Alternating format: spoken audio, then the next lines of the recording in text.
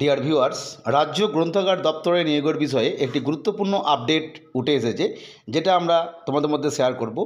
আজকে বিধানসভায় মাননীয় গ্রন্থাগার মন্ত্রী মাননীয় সিদ্দিকুল্লাহ চৌধুরী মহাশয় জানিয়েছেন যে রাজ্য গ্রন্থাগারগুলিতে প্রায় 5322টি মতো ভ্যাকেন্সি রয়েছে এবং যেটুকুনি তথ্য পাওয়া গেছে সেটাকে জানা যাচ্ছে যে এই 5322 জনের মধ্যে প্রায় 40টি মতো ভ্যাকেন্সি কলকাতা জোনের মধ্যে রয়েছে।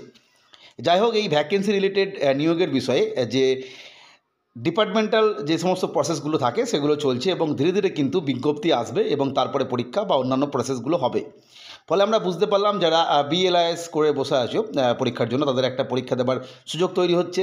এরপরের গুরুত্বপূর্ণ যে বিষয় সেটা হচ্ছে পরবর্তী যে এক্সাম বা অন্যান্য নোটিফিকেশান। এই বিষয়ে এটা তো খুব গুরুত্বপূর্ণ, তোমরা প্রত্যেকেই জানো যে আজ 17ই ফেব্রুয়ারি, কাল 18ই ফেব্রুয়ারি, অর্থাৎ সেই বিখ্যাত যে ওবিসি কেস রয়েছে, যার জন্য কিন্তু বহু পরীক্ষা পিছিয়ে আছে বা হচ্ছে না, ফুল নোটিফিকেশান আসছে না। সেই বিষয়টা না মিললে কিন্তু পুরোপুরি যে ফাইনাল নোটিফিকেশান সেটা তো কোনো পরীক্ষারই আসবে না।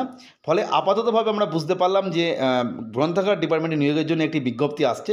এবার সেক্ষেত্রে কী কী পোস্টে নিয়োগ হবে বা কোন কোন বিষয়ে নিয়োগ হবে, গ্রন্থাগারিক বা অন্যান্য বিষয়, যাই হোক সেটা আমরা পরবর্তী তথ্যে জানবো।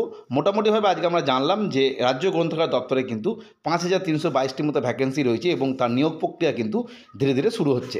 যাই হোক, এই তথ্যটা শেয়ার করলাম। পরবর্তী আপডেট বা তথ্যের জন্য চ্যানেলটিকে সাবস্ক্রাইব করে রেখো। আজকের ভিডিও দেখার জন্য প্রত্যেককে অসংখ্য ধন্যবাদ।